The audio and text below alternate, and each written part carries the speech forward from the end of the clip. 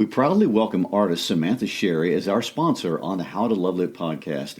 Sam is a world-class artist specializing in animal portraits. We invite you to check out her work at samanthasherry.com. Tell her Christian Gary sent you. Again, samanthasherry.com.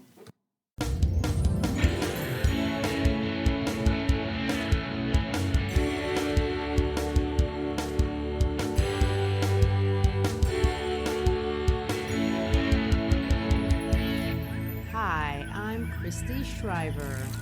And I'm Gary Shriver, and welcome to the How to Love Lit podcast. Today, we truly are looking at some very complex and profound ideas as we get into the weeds of chapters 1 through 4 of Lord of the Flies.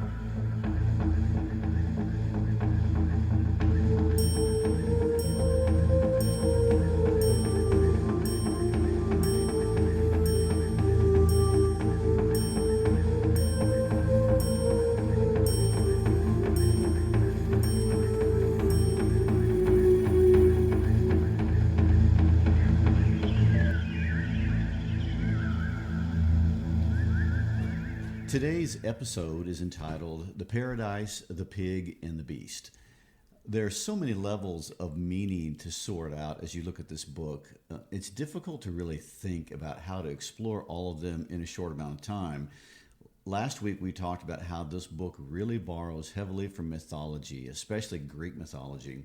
It also borrows significantly from biblical texts, at least in an archetypal sense.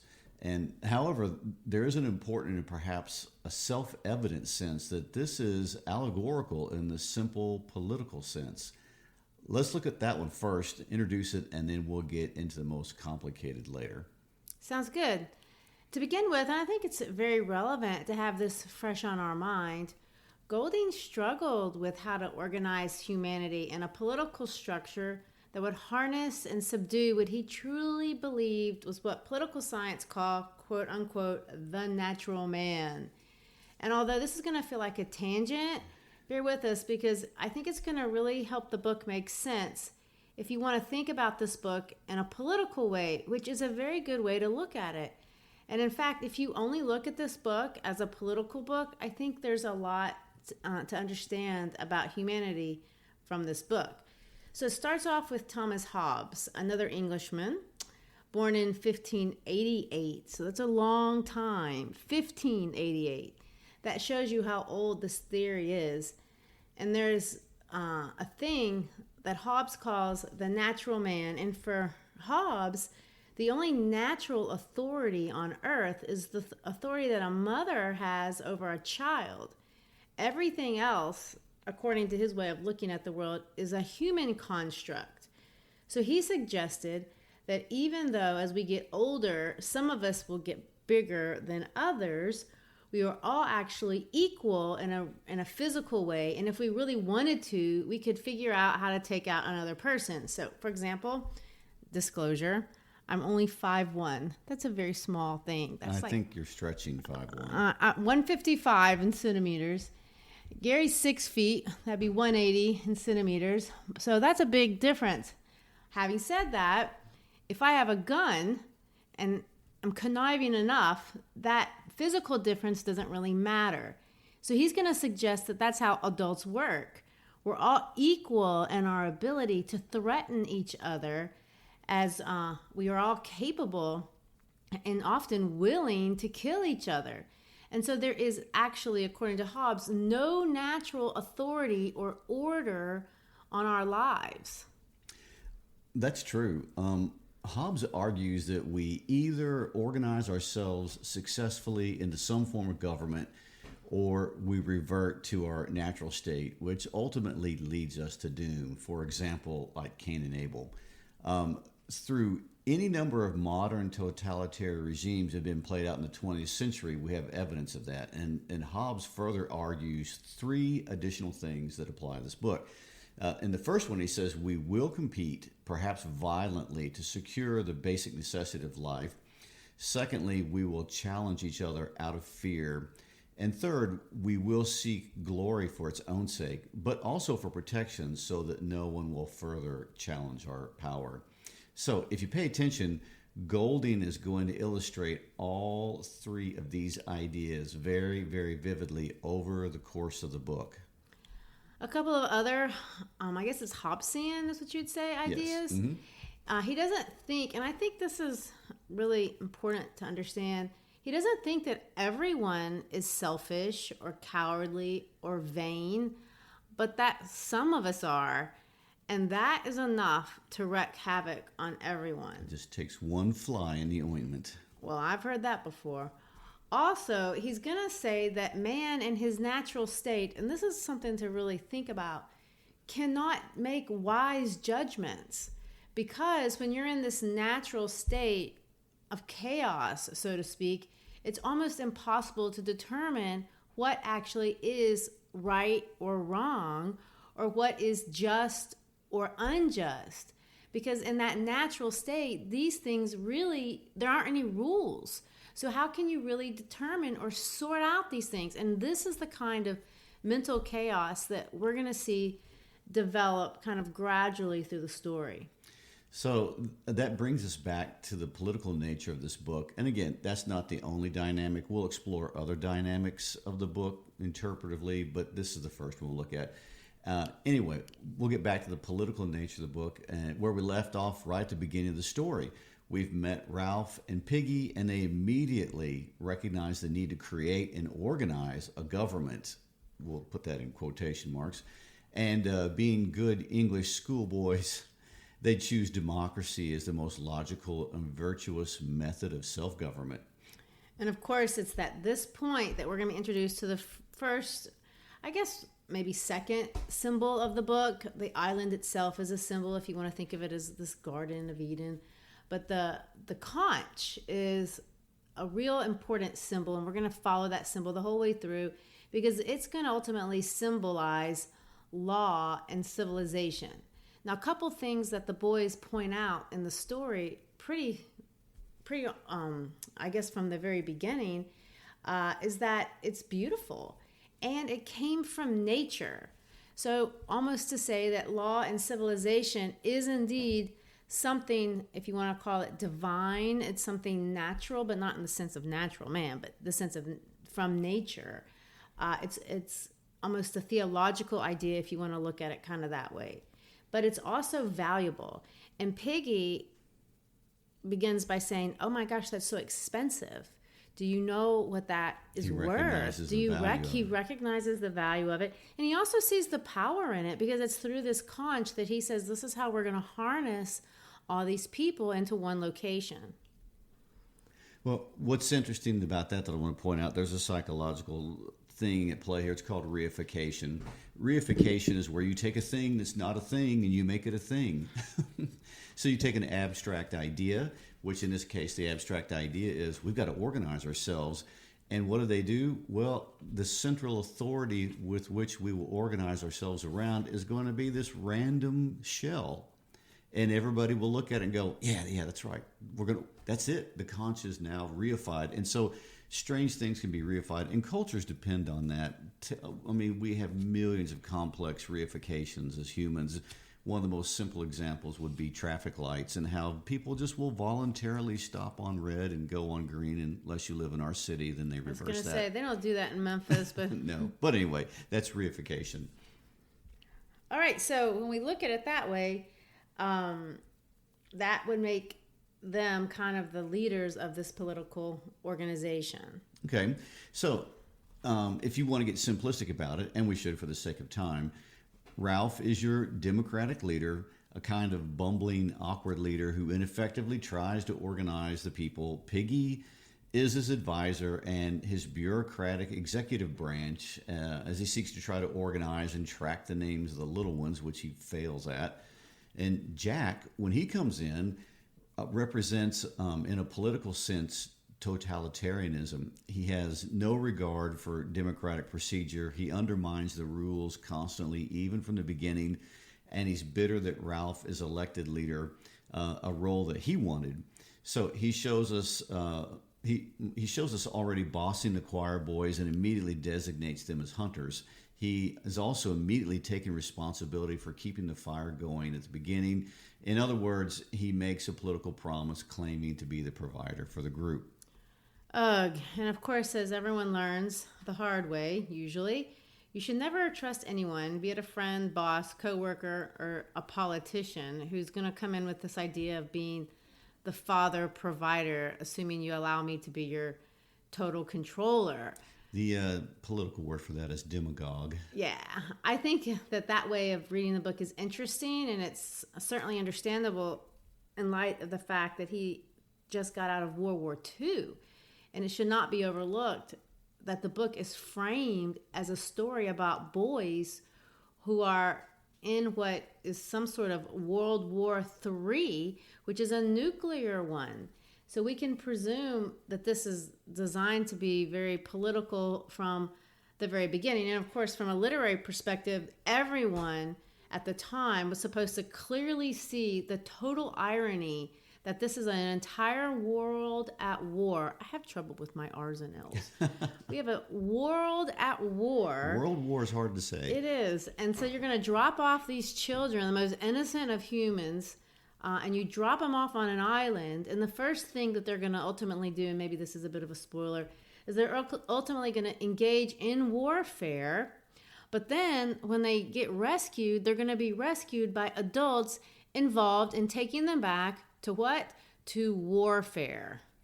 And I want to digress here for just a moment because, interestingly enough, there was a similar experience during World War II when London was being bombed in the Blitz in 1940.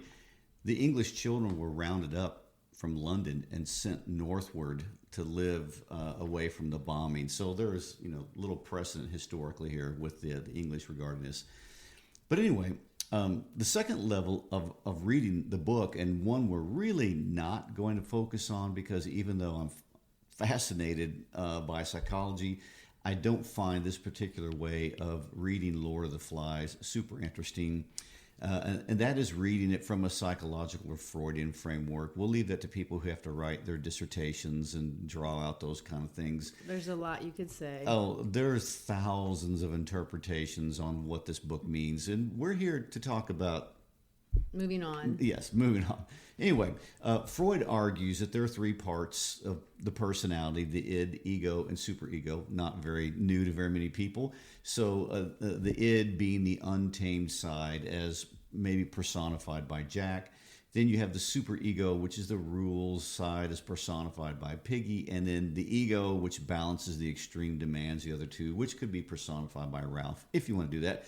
And then there's all kinds of Jungian archetypes that we're not going to dredge up yet either.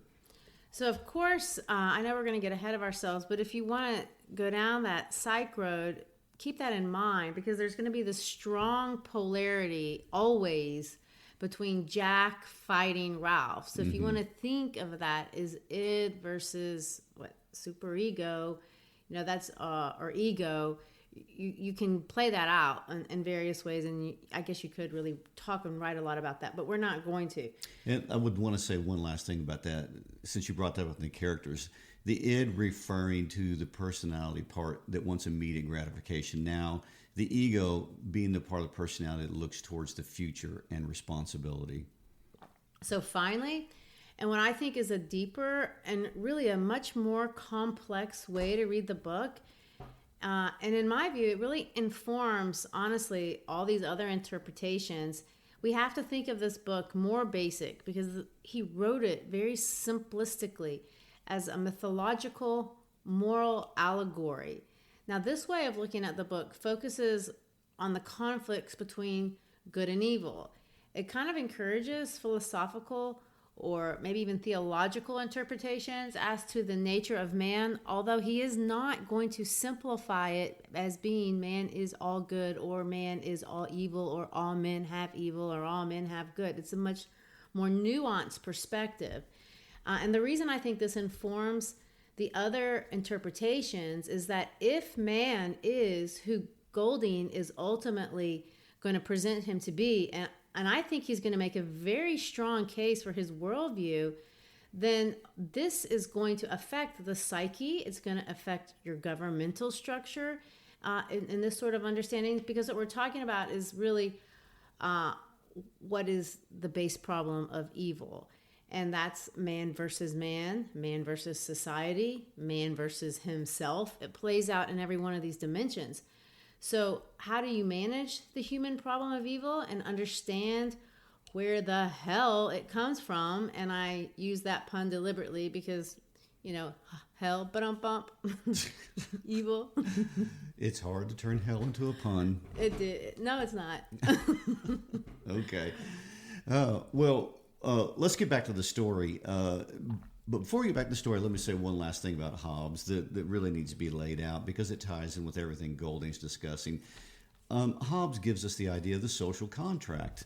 The social contract is the spoken or unspoken, many times, idea that as an individual, I'm willing to limit some of my personal freedoms and privileges in order to support the group and help the group prosper and thereby grant me more prosperity and safety and things of that nature. So we agree on many levels to try to organize ourselves to live in the same space. All right. Well, let's see how far they can get organized, because that's exactly what they're trying to do in chapter 1. You have, like we already said, we have these Ralph and Piggy, their first two guys. Then we're going to be introduced to Sam and Eric, who are these twins, which they come up, they're kind of a side thing. Like, ultimately, they're going to be, if you were to see the book in writing, by the end of the book, they've merged their names together because twins, they're Sam one and person. Eric. Yeah, you forget they're two different people. So we're introduced to them, and then, of course, we're introduced to this, just an array of little bitty kids, 6 years old, which I cannot even imagine, that basically all they do is eat and play in the sand and poop and yes, cry. Feces is a motif in this book. Nice. I'm glad you didn't bring that up randomly. No, it's a thing. And then, of course, most importantly, and of course most obviously, you have these choir boys, and they kind of look mean from the beginning. They're wearing black cloaks. They do have a silver cross, so they've been, religiously trained to some degree. And their leader is Jack, and he has red hair. I don't know if you can say it's devilish. I don't know if you want to do that or not. Some people do. I think it may be. I don't know. But anyway, his face is freckled and crumpled, and it's described as being ugly without silliness, which is a horrible thing to say. What does that look like? Is that like this double level of ugly? I guess. And he has, blue eyes, and he looks like he's ready to be angry at every moment. So, of course, Piggy is immediately scared of... Intimidated by Yes, and he won't get their names, even though that's his job to do all that. And, of course, Ralph... I don't know if he immediately sees him as an antagonist or a power struggle, but he attempts to ingratiate himself by throwing Piggy under the bus immediately. He's mean. He exposes him. Jack calls him Fatty, and he says, oh, he's Piggy. And they bond by being cruel right off the bat. And, of course, there they go, and we're introduced to Maurice, Roger, Bill, Robert, Harold, Henry, and finally, the last of the choir boys is Simon. All right, so we do that, and then we settle in for this meeting, and they're going to try to pick a leader. They are, and this is where the leaders emerge, which are Ralph and Jack. And they, again, we've already established, represent two different leadership styles. What's eventually going to happen, Jack will stand up and demand the leadership role. Ralph will challenge him by appealing to the popularity of the group and saying, let's have a vote. And so they vote, and Ralph is the consensus leader. So there's your expression of democracy. And so that's how they're going to resolve that. And of course, it's interesting that the book highlights that the reason why they voted for him is because he had the conch. In other words, the symbol of law, civilization, order. He was the herald. Which, again, I want to point out is amazing how quickly something like a seashell becomes a symbol of power, and anything can do that. Anything can do that. So the first thing they do is, and this is how we're going to end chapter 1, Simon, Jack, and Ralph. Piggy wants to go, but they don't let him. have decided that they're going to explore the island. And it's magical. They love it. It is. Ralph exclaims in the book, "This belongs to us." And they savored the right of domination. That's awful. He describes it as icing on a pink cake. And there's pink clips, and there's the word mirage, and there's fantasies.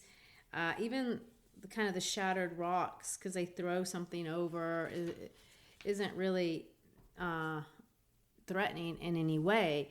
And I think this is important to understand only because it highlights the unconsciousness that they have of their own reality. Right. They're very delusional. Piggy's the only one that knows we're in danger and nobody is coming, and he says that. And no one listens. Mm-hmm. No. So they're coming back from this, little adventure. Simon brings up the fact that they're hungry, and then all of a sudden they're going to see the pig. And this is interesting because this book is, if you want to frame it this way, is framed around 9 hunts. So we're going to have these 9 hunts, and we're going to watch the progression of these boys. The structure of this book is going to provide for this gradual revelation of insight that Golding wants to give us. So he's bringing us along through the plot, and that's how he's going to kind of unfold his main idea, this gradual awakening of consciousness that we're going to start to see. And he's using pigs and other beasts to get us there. So this is hunt number 1, and it's a fail. It is a fail, and Jack fails, and he makes excuses for his failure, and he's embarrassed and ashamed by his failure. And in his inner psyche, he's determined that he'll never fail again hunting the pig. And I kind of think maybe it's girly of me that he just didn't want to kill the pig. Well, I think that's easy to see that in the book, in the reading that part of it. All right, so we're finishing up chapter 1 with nothing but fruit. That's right. So they go on in chapter 2, and we're gonna have another meeting. They've come together. They've got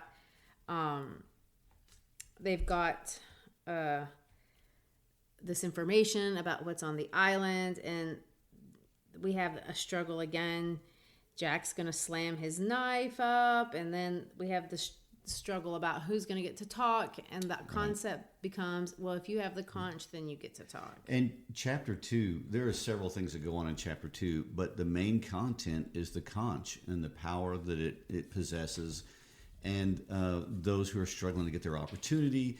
And there are rules for the conch. Rule number 1 being that whoever possesses the conch gets to talk and everybody else has to listen, except that rule does not apply when Piggy has the conch. Jack will not follow the rules when it's Piggy's turn.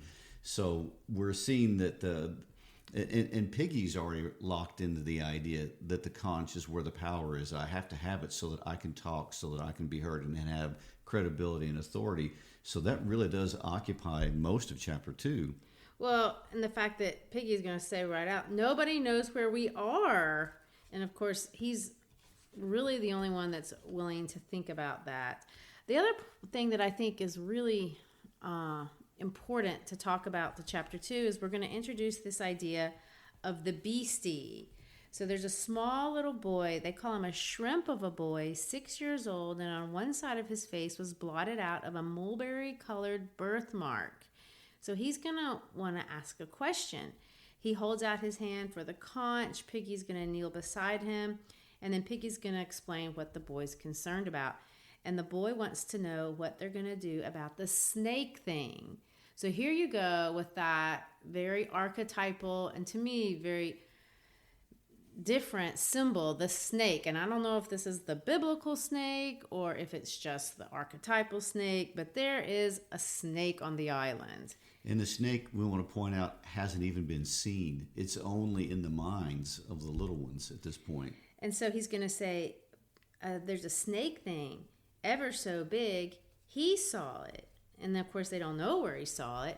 And they're going to give it a name. And he's going to call it a beastie. He said, and then, of course, the big boys are going to try to say, no, you can't have a beastie on a little island. And they're trying to I guess logically. Well, they're trying to assuage the fears of the little boys because as the little boys express their fears, fear grows inside the big boys, and they become very aware that I'm trying to speak reality to myself. And I think we're going to, because, like I said, this is a book about revelation, and the beast is part of that revelation. I think it's important to know that the little boys have the beastie too, and it starts in their minds, in their consciousness or subconsciousness, in their dreams, and it's in this dream, in their dreams at first, that they really find their fear. Well, and interestingly enough, before we jump into the beastie thing, it comes on the heels of Ralph talking about the island. Ralph is saying, this is our island. It's a good island. Until the grown-ups come and get us, we'll have fun. We want to have fun and we want to be rescued. My father is in the Navy. He wins over the confidence of the group with these statements. They even applaud him when he gets done giving his speech. And then you've got this beastie in the background undermining his narrative and undermining his story and his authority at this point. And of course, the outside reader knows this is crap.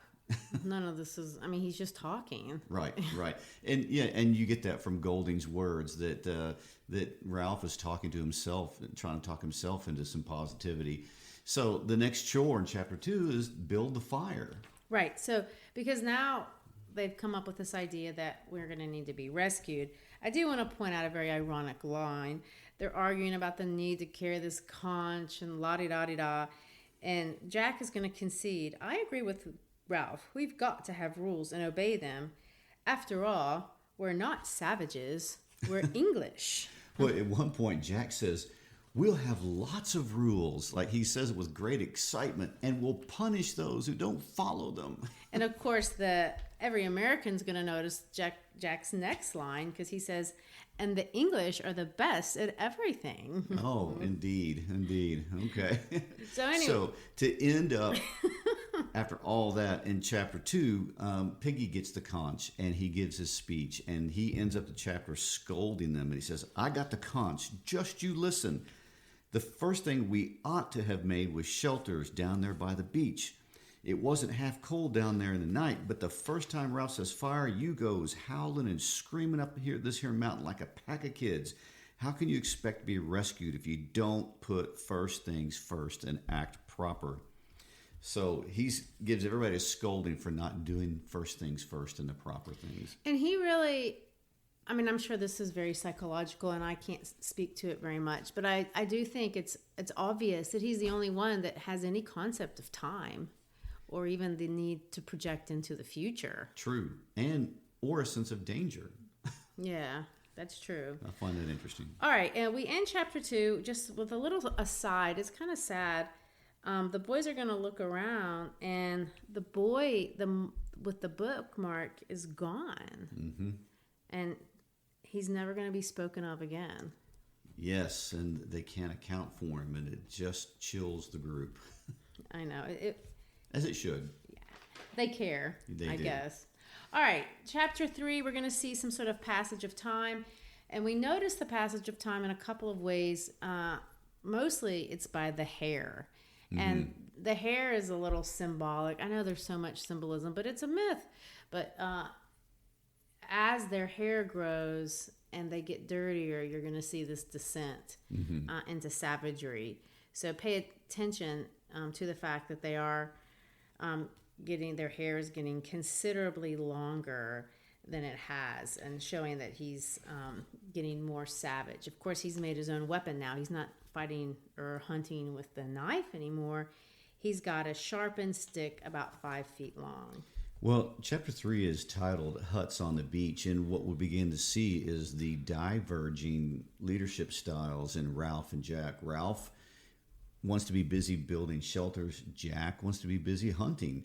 And there is a tension that's really going to emerge in their leadership priorities. Ralph wants to be rescued, and Jack becomes fixated on glory. And I just want to say, well, I better not say that. Okay. So Jack is going to go hunting by himself. And this is kind of hunt number 2. He's going to rush out and try to snatch up his spear. He's going to try and fail again to kill this dang pig. And of course, he's taking all this time, and this is the time suck, and this is the problem that Ralph has with it, because it looks like from Ralph's perspective that he's just trying to not work. Right. And of course, from Jack's perspective, he's trying to provide for everybody. Yeah. So you see hunt versus shelters. Mm-hmm. All right. So the kids come running out. The little ones are going to come out. The beastie, that kind of a thing. They're going to say you can feel it in the forest. But of course, there's nothing there. It's nothing. And at this point, the beast is nothing but a feeling. But even the older boys acknowledge that, they feel it too. Right. And it's interesting how the group hysteria is slowly growing about this. Right. So we're going to have this argument about what to do about the beastie, what to do about hunting versus building shelters. They do manage to make some shelters. And then we're going to kind of chop off the dialogue. And in my book, there's a little dot. I don't know if everybody's book is like that, because we're going to switch completely to Simon's point of view. So this book basically is from Ralph's point of view from start to finish, except for a few times when the narrator deliberately cuts the narration and he's going to switch perspectives completely. Now, Simon, from an archetypal standpoint, is clearly like this Christ figure. Thank you. A Christ figure, and for various ways. But one of the ways is he's very meditative, and and I guess if you want to see it as any kind of religious leader, prophet, but not the kind of prophet that warns like the way that Piggy's hollering and no one's ignoring him. But he's going to go off into this woods, into this meditative place. And the woods for him is almost like a church. And he finds truth there. He finds solace there. And we're kind of going to see this evolution in Simon. And he's also benevolent.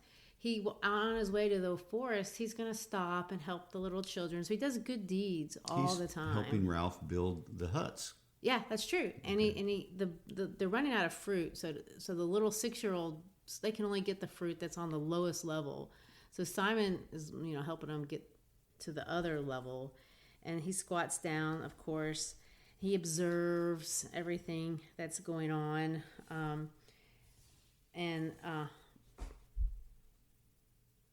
He's just soaking, I guess you want to say he can soak in the environment. He can soak in the nature in a way that the other boys really can't. And why that's important, we'll find out maybe a little bit later on. I would guess so. Is that a foreshadowing? I guess it is. Okay.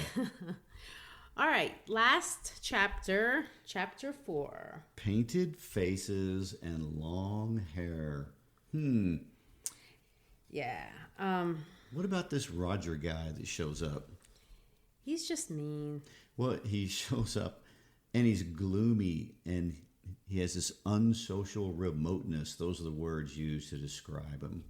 Well, what happens is they're on the beach and you've got the little ones, and Henry is the biggest of the little ones. So they're out making castles and just playing, I guess, in the sun like little kids are going to do. And Roger and Maurice are going to come out of the forest. And Maurice, who's identified as a bully back home, they're going to kind of pick on the little ones for really no kind of good reason. But then Roger takes it a step farther and starts throwing stuff at them. Clusters of nuts. Some of them as big as rugby balls, which that's big. Coconut size. Yeah. But the author points out that he throws them on purpose, missing. So he's trying to harass, but he's really not trying to hurt. He's just trying to scare.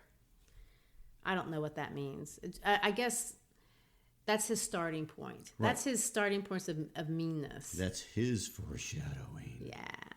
So it's going to be all this meanness, or faux meanness, I guess at this point, is interrupted because Jack is going to make a huge and important discovery.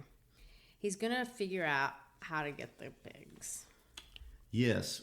And what's an interesting part of that before we get to the pig, Jack is going to make a mask. Right. Because he figures out that they're seeing him. They're not smelling him like he thought. So if he wants to sneak up on the pigs, he's got to be disguised. Right. And so he goes about the process of creating this mask out of the materials laying around on the ground. But what's really significant, what Golding says about Jack at this point, is that when he puts the mask on, a wildness comes over him. He is, in quotations here, he is liberated from shame and self-consciousness, which is going to be a dangerous thing. Well, it even goes on to say that the mask is compelling him. So whatever he feels, the security of the mask, it liberates him to be somebody that he wouldn't have been as the little boy wearing the cloak and the cross around his chest. Well, psychologically, it's very simple. It's what anonymity does. When people think they're being safe from being identified for their actions, then they feel a lot more at liberty for their behaviors to come out. All right, so we're going to see they're going to climb out. They're going to trot around. Their hair is plastered on. Their hair is getting long. Poor Piggy is the only one who can't grow any hair, which means maybe he's incapable of savagery. I don't know. Also, he's the only one that's obsessed about time. He's going to say, I've been thinking about a clock. We can make a sundial. And, of course, they all make a joke about that. Yeah, and a TV, too. Right. And he's like, no, you have to have way too much metal for that. So he doesn't have much of a sense of humor either. No, he's awful. I mean, it says Piggy was a bore. His asthma, which is he can't pronounce things right, asthma, and his matter-of-fact ideas were dull. But this makes him the outsider, I guess. All right. Well, their next chore is we have to go back to this whole idea of building a fire. And now we have a big, huge tension that occurs as we get ready to end chapter 4, and that is they see a ship. And the ship is way out there in the distance. And about the time they see a ship, Ralph realizes the fire has gone out. Well, yes, and we didn't make much of this, but at that beginning of the meeting, if you remember, Jack had said, oh, I'm going to do all this. I'm going to provide. I'm going to do the fire. And, of course, he didn't. And he went off hunting, and everyone does what they want to do, which is, expected. And now when the ship comes, there's no fire, and they're all mad. Well, as they should be, and they're beyond mad because Golding does a great job of really describing their despondency, or Ralph's despondency over that, because seeing a ship and then seeing it leave really deepens the impact of the fact that we're stuck and we're in trouble. And of course, Jack is very flippant about it because Jack is all excited about the pig that he has just killed. So there's the more tension here in the types of the leadership. And so what you get is this standoff between Ralph and Jack. And Ralph simply cannot overlook the fact that Jack bypassed an opportunity to get rescued. And Jack is not going to let go of the glory of killing the pig. No, he's all mad because he's not getting... And this is, of course, hunt number 3. So by hunt number 3, they're successful. And the reason why they were able to get the pig is because they pulled all the resources off the mountain. So had there been people up on that mountain, he may not have gotten the pig. So he made a choice, really. And the choice is obviously the wrong one at this point. And it creates such tension that the chapter ends with Ralph deciding we're going to have another meeting. Yeah. And so he gets the conch. They get ready to call, and it says Ralph watched them envious and resentful. And he says, I'm calling an assembly. With the conch, I'm calling a meeting, even if we have to go into the dark, down on the platform when I blow it now. Well, he does, and they end up doing that. But before we do that, I do want to point out a couple of lines that I think, or I would like to hear your comments on. First of all, when Jack kills that pig, it says this: killing him, imposing his will on it, taking away its life, was like a long, satisfying drink. So it's toxic. I mean, in an intoxicating kind of way, the effect that this has had on him. And of course, the other boys feel it too, because they they work themselves up in this frenzy, the kind of frenzy that you would expect Hobbs to expect. And they're gonna, of course, Jack hits Piggy. I mean, he resorts to violence immediately. He went from the pig to Piggy. And which is really interesting, Jack gets really embarrassed when Ralph shames him. And so what does Jack do? He turns around and punches Piggy. I mean, that's terrible displacement of his... Well, it is. And Piggy's glasses fly off and they break, so now he can't see anymore. And then, of course, it ends with them cooking. And they have to have, by the way, Piggy's glasses, because that's the only way they know. Jack figures out that's how it's going to take this technology. And, of course, Piggy's the only one that any technological anything. Takes his glasses and he's going to start it with the fire. But then they circle around the campfire and they start eating. And you even see Ralph. It says he accepted a piece of half raw meat and gnawed on it like a wolf. So he's eating in an animalistic way. It's not cooked, and he's eating it like an animal would eat it. And it talks about this rage. It's elemental. It's awe-inspiring. It's some sort of otherworldly experience that's involved with the euphoria of having taken life. So I don't know. Kill the pig, cut her throat, bash her in. That's the chant as we see Ralph march away. Okay, well, that wraps up the first 4 chapters. To sum it up, the boys have landed on the island. They have begun to assess their state and organize for survival. The power struggles and the factions are beginning to emerge.